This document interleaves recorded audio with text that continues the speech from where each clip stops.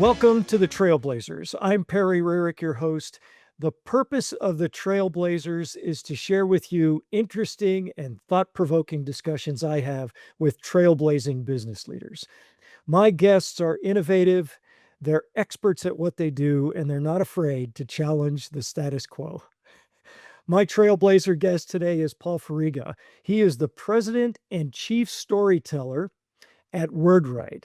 He is a crisis communications public relations expert and a best-selling author. And this will come as no surprise.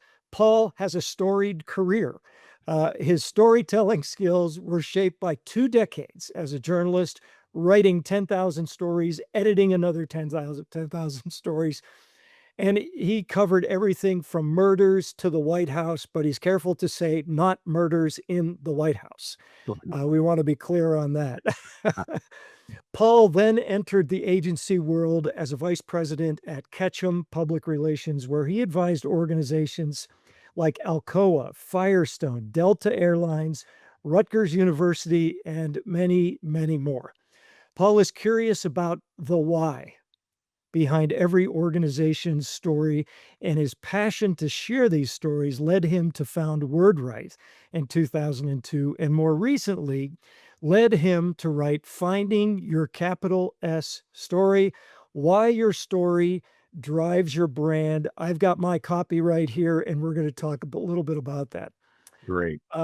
Paul's firm WordWrite helps dozens of companies and organizations tell their stories each year, whether it's explaining complex business ideas to investors, managing public relations crises, or simply communicating more effectively to their target audiences. WordWrite does it right, and that's a R-I-G-H-T. Additionally, Paul hosts Storylines Live, a podcast that explores the power of the capital S story. Paul, thank you for being with me today, and welcome to the Trailblazers. Wow. It's an honor to be here, Perry. Thank you for having me, and thanks for sharing my bio. You did a great job with that. You're a storyteller yourself, so thank you. We're all novices. Well, we can all learn more. So I am not an archaeologist or an ancient historian, Right. but as best I could tell, storytelling goes back almost 40,000 years to cave drawings. Yeah. And while we may not be doing cave drawings, storytelling seems to be just as effective today as it was then. And storytelling is effective in the business world when solution providers are trying to communicate their value in a B2B market situation. So I want to start out. Storytelling goes way back. You're the expert. Why is storytelling so effective? The human brain is hardwired for stories, and we know this biologically, sociologically, psychologically. Storytelling, because it can be very entertaining, unfortunately in business, Perry, too often it's been looked at as frou-frou, fluffy stuff. I often say, though, to your point about cave drawings, that when the first person who figured out how to start a fire on purpose told the second person about it, it was probably a story. Maybe about barbecued meat. I don't know, but it was definitely a narrative or a story. So stories go back to the very beginning of our existence as a society, more than, the lone wolf individual, right? And of course, that had to be right at the very beginning because that's how families are made, right? You have to have more than one person involved in order for that to work. Yeah, this is it's part of our DNA. It must be at the cellular level. We love to engage in storytelling.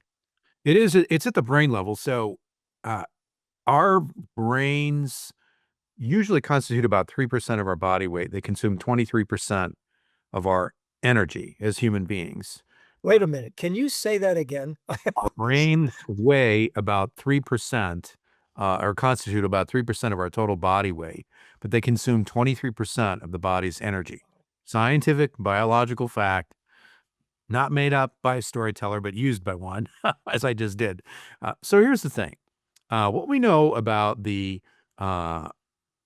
limbic brain or the reptilian brain, whatever you want to call it, the brain that we share with many mammals, is it responds to about 6 stimuli.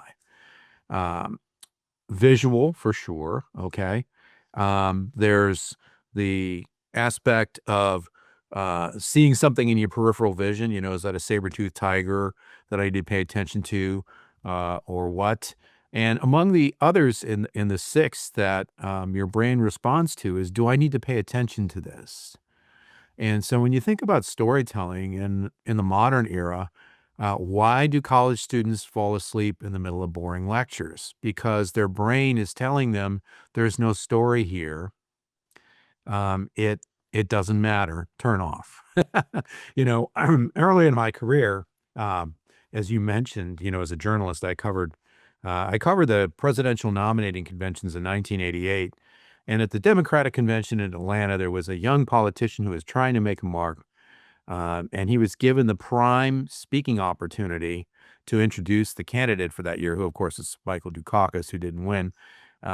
And he droned on and on and on and on.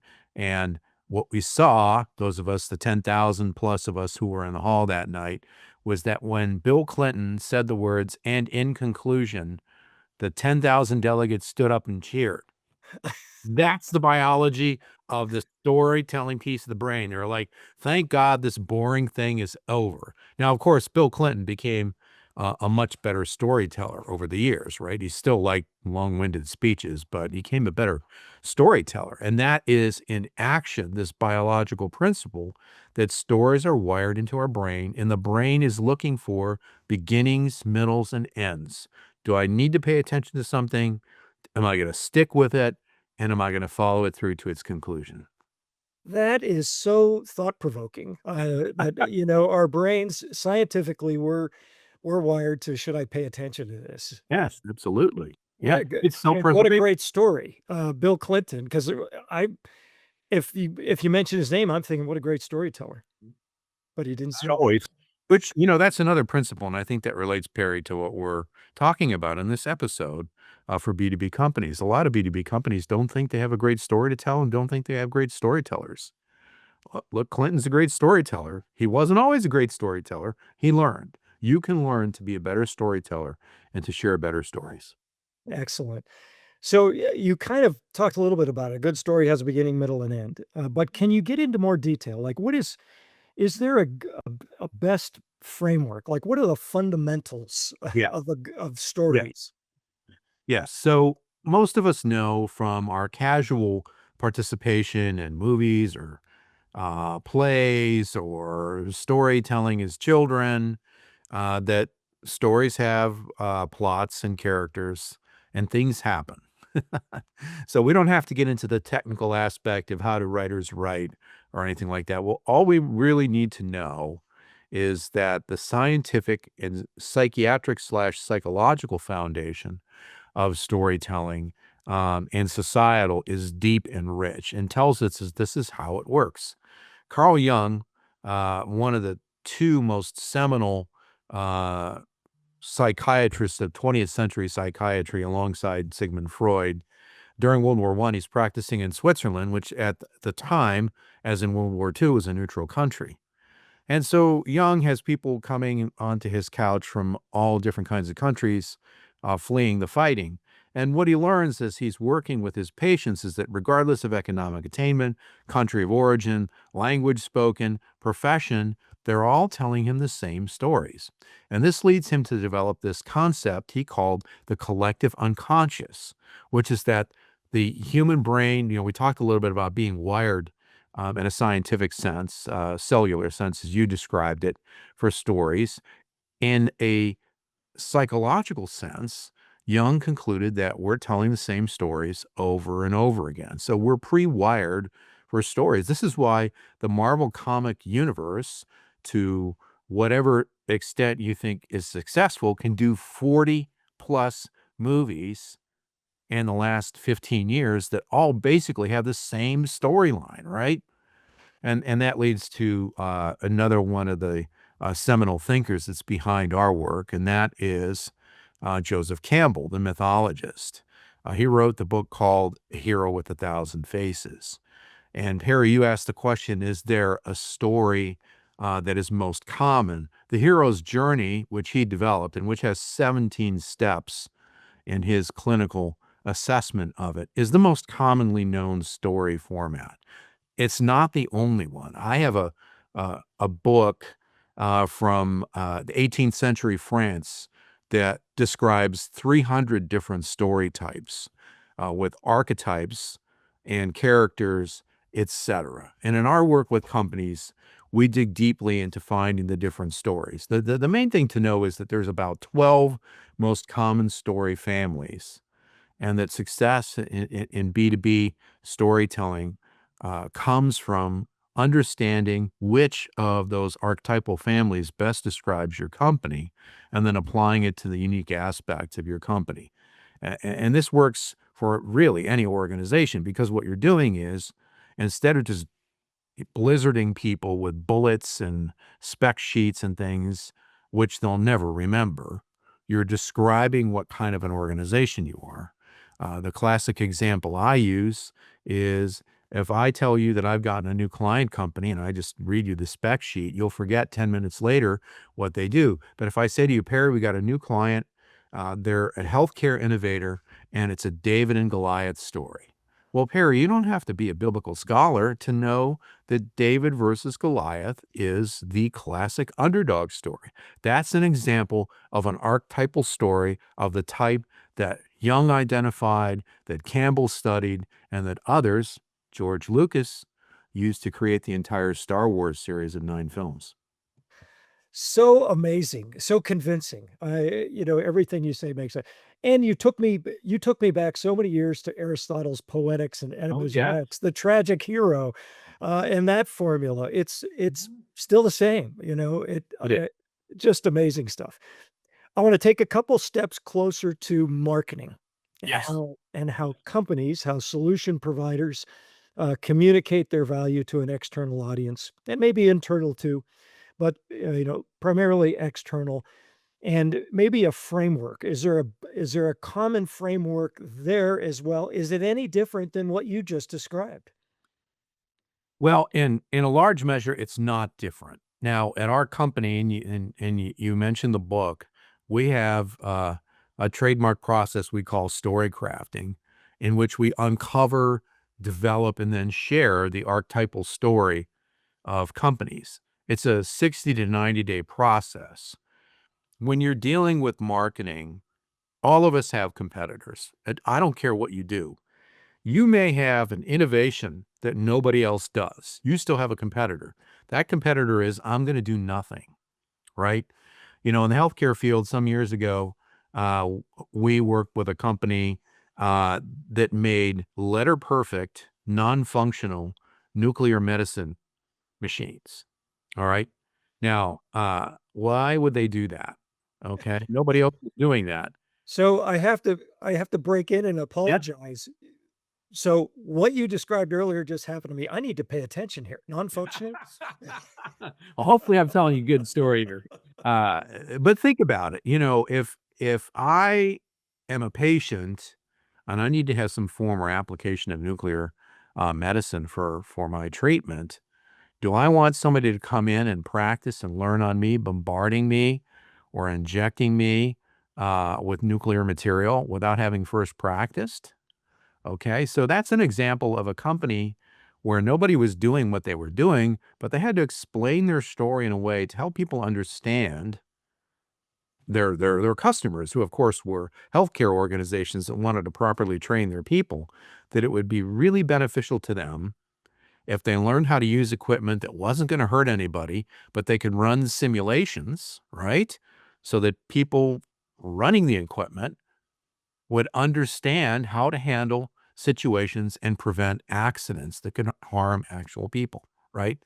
So that's a complex story, right? And we work with them to help them create an imagine if story that communicated to the purchasers of these products that it was worthwhile to spend a fair amount of money to buy a letter perfect machine that's not going to do what it was designed to do, but it's also going to train people not to hurt patients, right?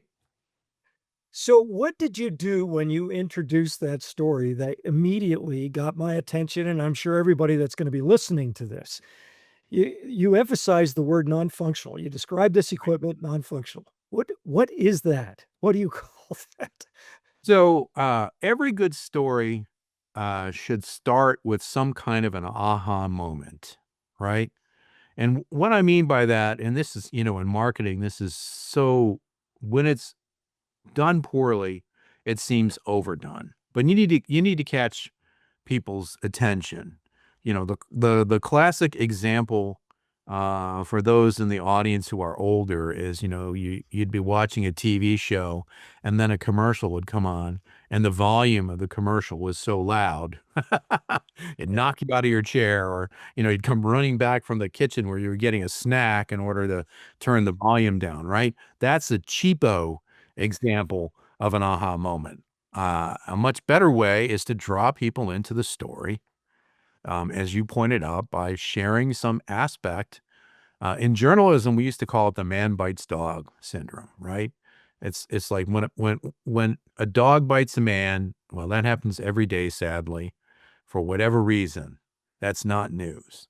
But when the man bites the dog, now you got my attention. So what we need to do in marketing, in shaping our stories, is we have to find the aspect of it that immediately grabs people's attention and says, "Hey, this is something out of the ordinary." Amazing stuff, and so much fun to hear about. This is so much fun. So I have a copy of your book. Okay, Thank you. got it in the mail. Thank you very much. You're welcome. Finding your capital S story. Uh, well, I received it in the mail, and I immediately you have an entire chapter dedicated to differentiating B2C and B2B and why Yeah. that is different and in some ways the same. So I have to admit, I immediately went to that chapter and read it first. Okay, then I went back to the beginning. So if that wasn't the way to do it, I apologize. No, that's fine. It's a great book. I recommend it, even if you're not in business. This is an excellent book. I would recommend it for anybody who's in business, marketers who are trying to be better storytellers or just get more engagement from an audience. I would also recommend it to somebody, who just wants to be able to be a better communicator in life. If you find yourself sitting on the edges of networking events and not knowing what to do, this Yeah. is it. People will come to you to learn more about what you do if you can use some of your principles here. So very good stuff. So B2B marketing communications. So I've got, if I'm sitting in a solution provider company, my target audience is other businesses, and I've got a bunch of products or services, a lot of nauseating detail to tell you what I do. So how do you go about that? And when talking about the framework, the style that you're talking about, we talked about the hero. Yeah. Like, who are the characters in my story when I have a bunch of products or services that I'm delivering? That's a great question, Perry. So the classic thinking about a story that's aimed at prospects and customers is you're going to make the customer the hero in the story. And I will say that that is often the case. You need to be, you meaning the solutions provider, need to be a character in the story too. You need to be a transformative agent, however you want to describe that character. I reference Star Wars, the transformative agent, the magic man, as Joseph Campbell would call it, is Yoda, right? Yoda teaches Luke Skywalker how to be a Jedi, how to levitate, how to use the sword, all the lightsaber, all this stuff, right? Um, so that's a good place to start, right? Now, one thing that we've seen a lot of in B2B marketing, case studies, customer examples, and those are valid. If there's 5 companies in your industry who are all competing for the same customers, and you're all telling plain vanilla customer stories, that ain't enough.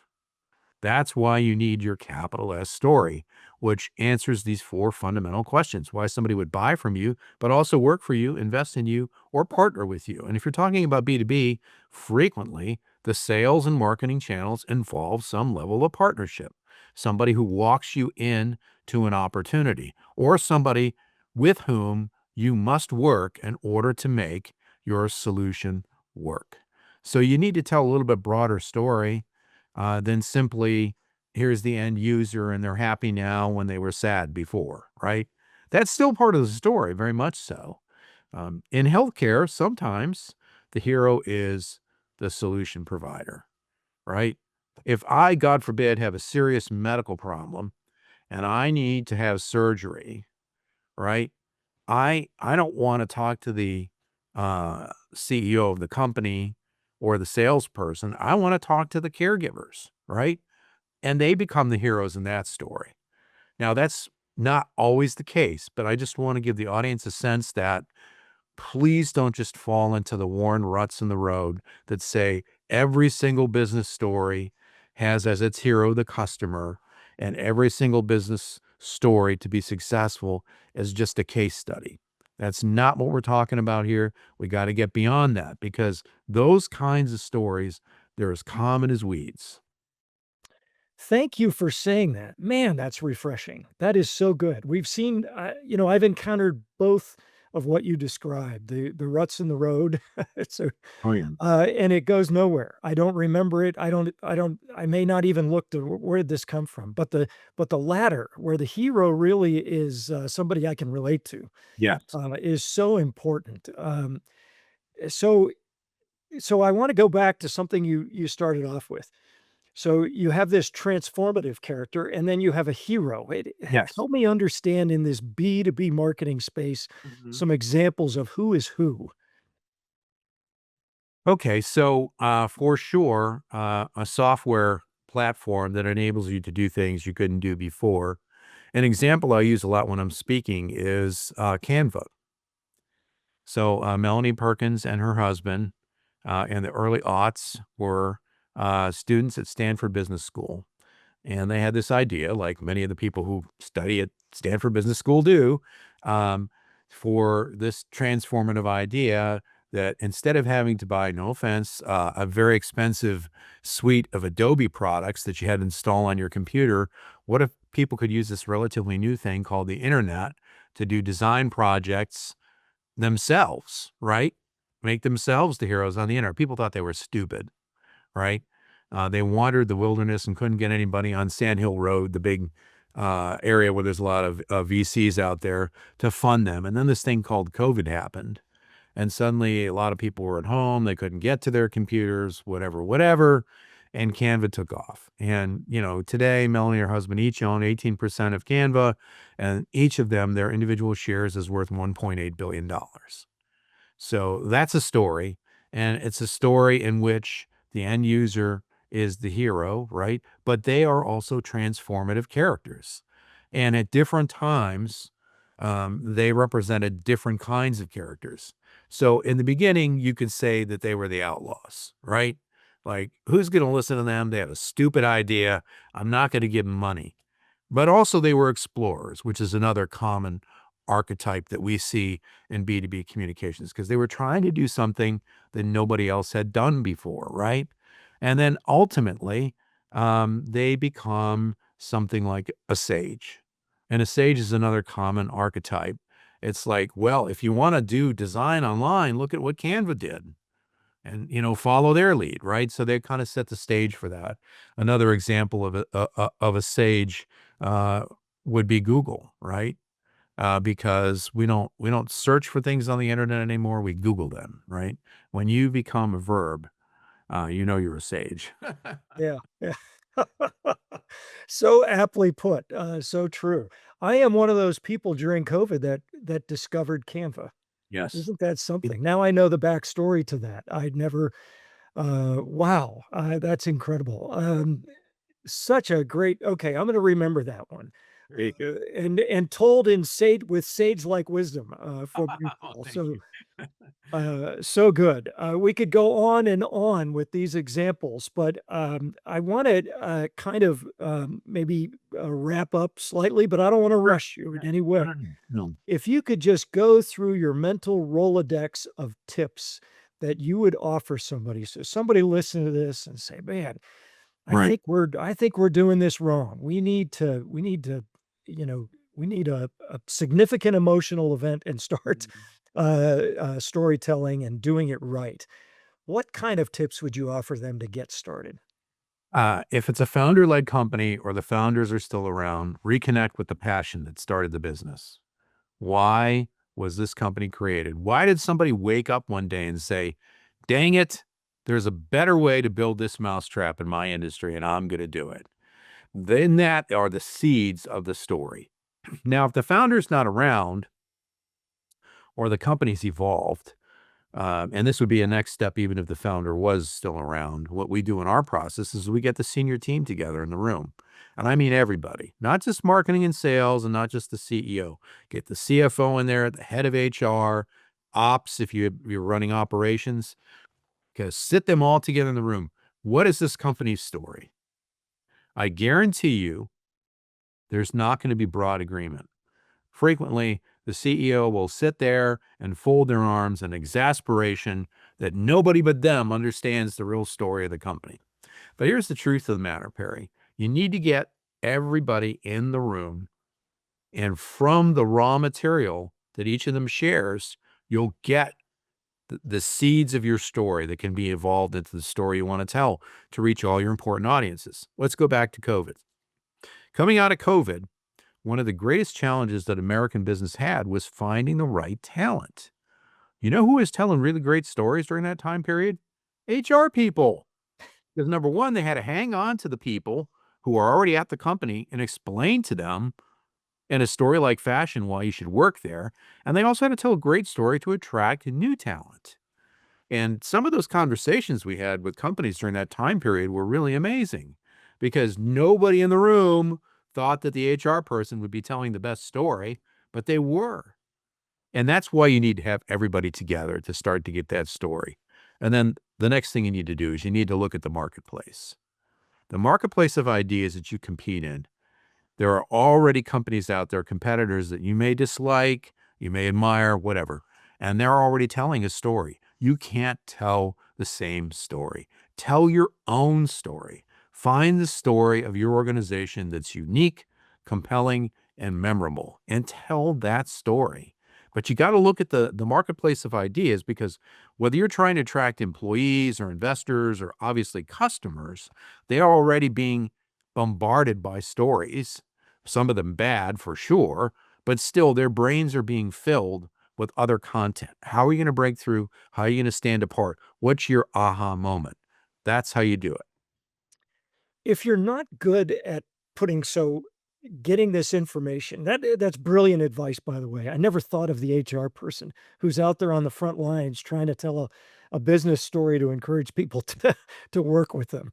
Uh, if you don't have a bench of people who can create these stories, whether it's written, video, whatever the medium is, what can you do? How do you? I know that well, they could probably come to you, but what do you Yeah. recommend to them? Well, I would recommend that they take a look at the work of people like Simon Sinek, who's written 3 great books, the first of which is, Start with Why. Because what we're talking about here, in your capital S story is why do you do what you do? Sinek, uh, became famous after doing an early TEDx talk, I think it was in 2009, um, and one of the signature lines from that talk was, "People don't buy what you do, they buy why you do it."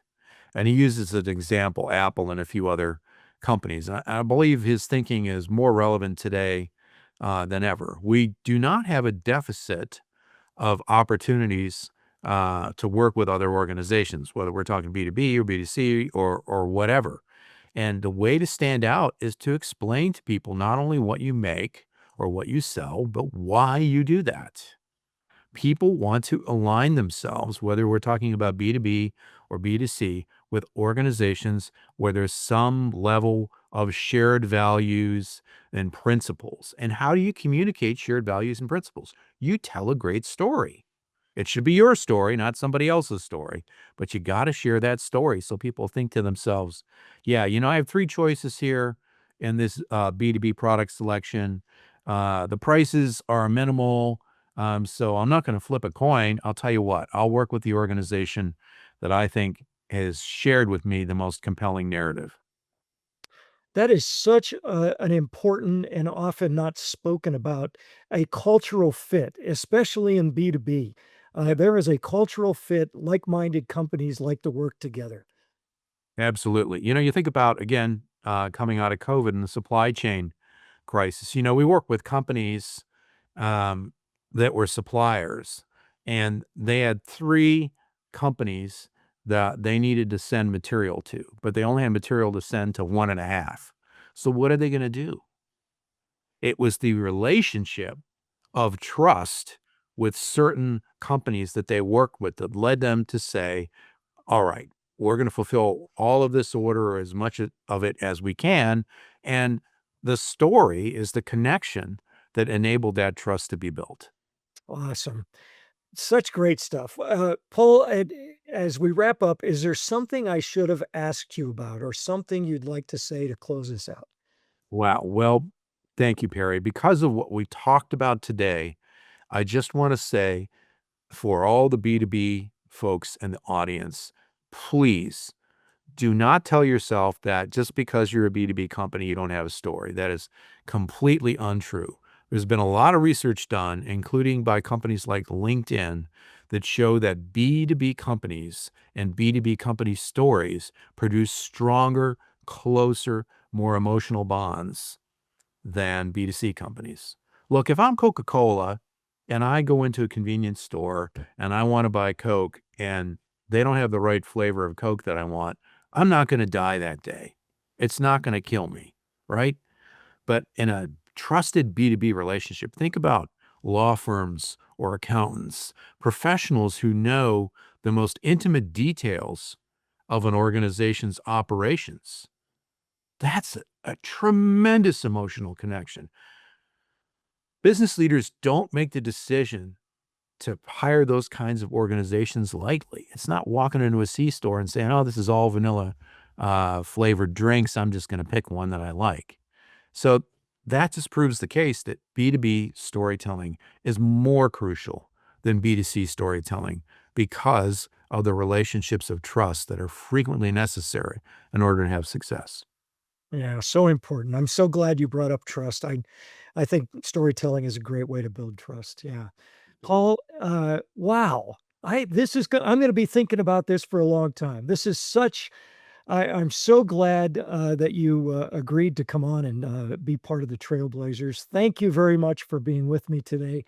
My guest today has been Paul Furiga. He is the president and chief storyteller at WordWrite. Paul, how can our listeners get a hold of you? Well, there's a few ways. I'm very active on LinkedIn. So look for Paul Furiga on LinkedIn. I have a lot of content out there. As we record this, most recently, I did an article that got a lot of traction about the Sydney Sweeney jeans controversy with the American Eagle um, and the stories that are being told there. You can also find me at our company, which is wordwriteagency.com. And as I always say, it's word like what we're speaking, write like what we do with a pen, agency.com. Paul, thank you very much for being a trailblazer. Thank you so much for having me, Perry. It's been an honor to be with you.